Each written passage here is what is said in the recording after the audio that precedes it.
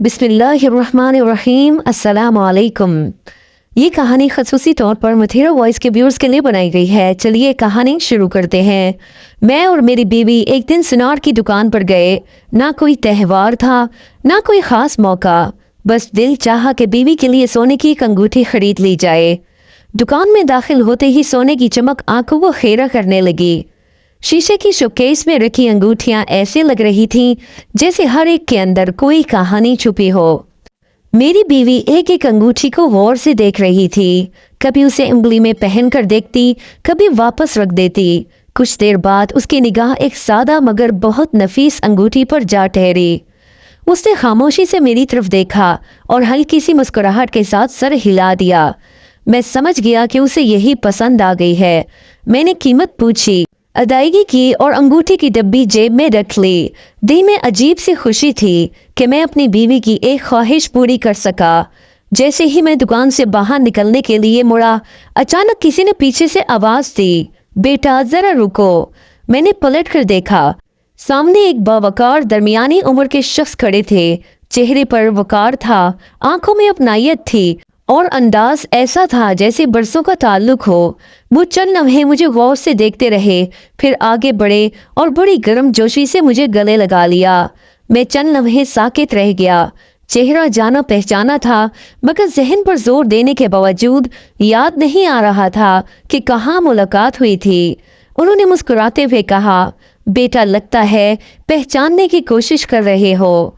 मैंने शर्मिंदगी से जवाब दिया, मुआजरत के साथ, आपका चेहरा बहुत जाना पहचाना लग रहा है, लेकिन याद नहीं आ रहा कि हम कब मिले थे। वो हल्का सा मुस्कुराए और बोले, मेरा नाम इकबाल है। वैसे लोग मुझे बड़े भाई कहते हैं। कुछ साल पहले तुम अपनी फैमिली के साथ हमारे घर आए थे। गुलबर्ग में हमारा घर है। ये सुनते ही मेरे जहन में जैसे एक तस्वीर उभरी। मुझे सब याद आ गया। मैं फौरन मौद्दबाना हो गया और बोला, बड़े भाई सब याद आ गया, वाकई सब याद आ गया। मैंने फौरन पूछा, आप अकेले हैं या आंटी भी साथ आई है? उन्होंने मुस्कुराकर एक तरफ इशारा किया। वहां एक बावकार खातून बुर्का पहने बैठी थी। उनके साथ दो और अफराद खड़े थे जो मुस्कुराकर मेरी तरफ देख रहे थे। मैंने अपनी बीवी से कहा, आंटी को सलाम करो, मैं बाद में सबका तारुफ करवा दूंगा। मेरी बीवी आगे बढ़ी, आंटी को सलाम किया। आंटी ने बड़ी मोहब्बत से उसके सर पर हाथ रखा और दिल से दुआएं दी। मैंने कहा, आंटी ये मेरी बीवी है और ये मेरा 3 साल का बेटा है। आंटी खुश हो गई। उन्होंने अपने बेटे को आंखों ही आंखों में इशारा किया और उसने मेरे बेटे की जेब में 1000 का नोट डाल दिया। मैंने फौरन मना किया, लेकिन आंटी ने मुस्कुराकर बात बदल दी। कुछ देर इधर उधर की बातें हुई, फिर मैंने पूछ ही लिया, आंटी आज आप यहाँ किस मकसद से आई हैं?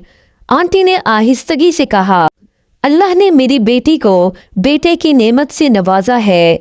इसी खुशी में दुआ और शुक्राने के लिए निकली हूँ। ये सुनकर मैं चौंक गया। मैंने कहा, आंटी आपकी तो सारी बेटियां शादीशुदा थीं, सिवाय एक के जिसके रिश्ते के लिए हम लोग आए थे। आंटी के चेहरे पर एक लम्हे के लिए संजीदगी छा गई। उन्होंने गहरी सांस ली और पूछा, ये बात तुम्हें किसने बताई थी? मैंने सच बता दिया। वालिद साहब ने कहा था कि अभी शादी का कोई प्रोग्राम नहीं। आंटी ने नरमी से कहा, नहीं बेटा, असल बात कुछ और थी। तुम्हारे वालिद ने तुम्हें सच नहीं बताया ताकि तुम्हारा दिल न टूटे। फिर आंटी ने जो बातें बताई उन्होंने मेरी सोच की बुनियादें हिला दी। उन्होंने कहा, बेटा हम रिश्ता सिर्फ लड़के से नहीं जोड़ते, हम पूरे खानदान को देखते हैं। जिस दिन तुम्हारे घर वाले हमारे घर आए थे, मैंने देखा कि तुम्हारे भाइयों की गाड़ियां महंगी थीं, मगर तुम्हारे वालिद आज भी पुरानी गाड़ी में थे। भाइयों के कपड़े कीमती थे, मगर तुम्हारे वालिद का लिबास सादा था। बहुओं के जेवरात बहुत थे, मगर तुम्हारी माँ के हाथ खाली थे।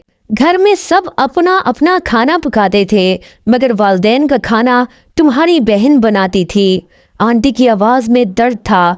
उन्होंने कहा, जिस बाप ने अपनी सारी जिंदगी औलाद पर लगा दी, जब उसके आराम का वक्त आया तो औलाद अपनी दुनिया में मगन हो गई।